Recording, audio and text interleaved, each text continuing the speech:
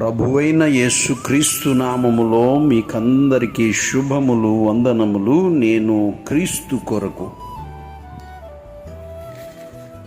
క్షమించడము ద్వారా జయించడమే క్రైస్తవ్యం యొక్క గొప్పతనం అంటూ విలియం బ్లేక్ అనే దైవజనుడు చెప్పిన మాట ఈరోజు మనం ప్రస్తావించుకుంటూ ఉన్నాం.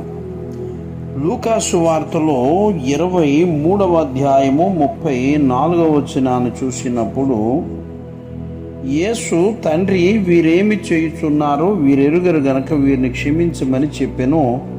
వారు ఆయన వస్త్రములు పంచుకున్నట్టుగా చీట్లు వేసిరి.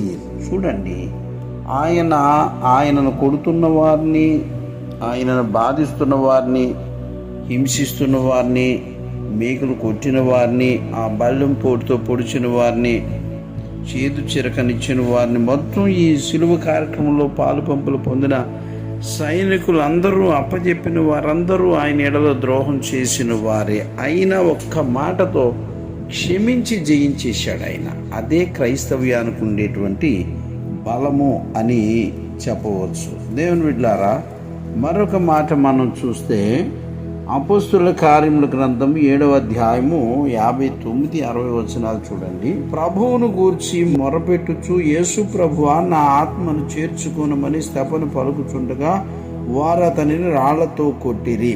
అతడు మోకాళ్ళుని, ప్రభువా, వారి మీద ఈ పాపము మోపకమని గొప్ప శబ్దంతో పలికెను.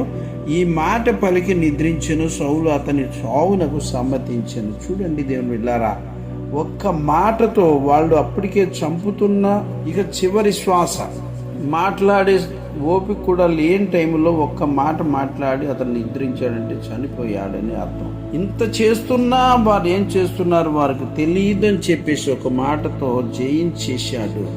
ఆ మరణంలో కూడా అతడు విజయాన్ని సాధించాడు. 1 కొరింథీ 15:54 నుండి 57 వచనాలు చూద్దాం.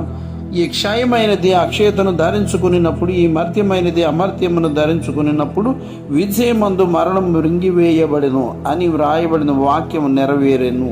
ఓ మరణమా, నీ ముళ్ళెక్కడా? ఓ మరణమా, నీ విజయం ఎక్కడా? మరణపు ముళ్ళు పాపము, పాపమునకున్న బలము ధర్మశాస్త్రమే. అయినను మన ప్రభు అయిన యేసుక్రీస్తు మూలముగా మనకు జయము అనుగ్రహించుచున్న దేవునికి స్తోత్రము కలుగునుగాక అని చెప్పి ఇక్కడ అపోస్తలుడైన పౌలు కొరింథీ సంఘానికి రాశాడు. దేవుని బిడ్డలారా, క్షమించడం అనేటువంటిది చాలా గొప్ప అంశంగా చేర్చాడు ప్రభువు. ఈ మాటలు దీవించునుగాక. ఆమేన్.